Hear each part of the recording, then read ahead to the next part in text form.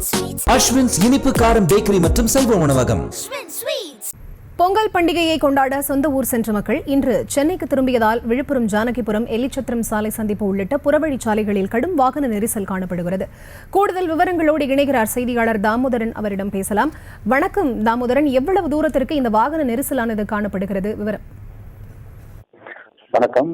பொங்கல் பண்டிகை விடுமுறை விடப்பட்டதை தொடர்ந்து சென்னையிலிருந்து தென் மாவட்டங்களுக்கு அதிகப்படியான வாகனங்கள் சென்றன. இதன் காரணமாக பொங்கல் கொண்டாட்டம் முடிந்து தொடர்ந்து விடுமுறை முடிந்து தற்பொழுது தென் மாவட்டங்களிலிருந்து சென்னை நோக்கி வாகனங்கள் வந்த வண்ணம் உள்ளன.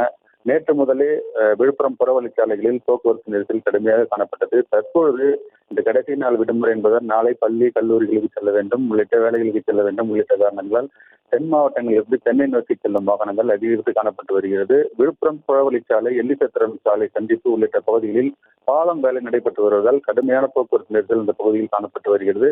இதன் காரணமாக ஒரு வழி பாதையில் விடப்பட்டு வருகிறது. இந்த சர்வீஸ் சாலை எனப்படும் அந்த சாலை வழியாக தென் மாவட்டங்களிலிருந்து வருகின்ற வாகனங்கள் அனைத்தும் சென்னை நோக்கி போக்குவரத்து போலீசார் வழி அனுப்பி வருகின்றனர். இதன் காரணமாக இந்த பகுதியில் கடுமையான போக்குவரத்து நெரிசல் ஏற்பட்டு வருகிறது. சுமார் 3 கிலோமீட்டர் தொலைவுக்கு இந்த பகுதியில் வாகனங்கள் தேங்கி செல்கின்றன. ஊர்ந்தபடியே சிறிய வேகத்தில், குறைந்த வேகத்தில் தற்போது இந்த வாகனங்கள் அனைத்தும் ஊர்ந்தபடி சென்று வருகின்றனர். போக்குவரத்து போலீசார் உள்ளிட்ட போலீசார் இந்த பணியினை மேற்கொண்டு வருகின்றனர்.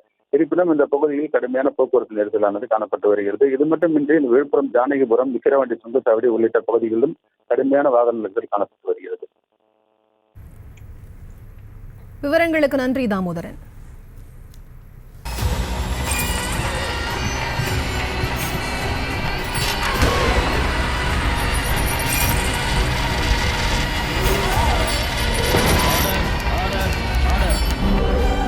நிகழ்தகவு குற்றங்களின் மறுபரிமாணம் நாள்தோறும் இரவு 10 மணிக்கு இணைந்திருங்கள் நமது நியூஸ் தமிழ் தொலைக்காட்சியோடு.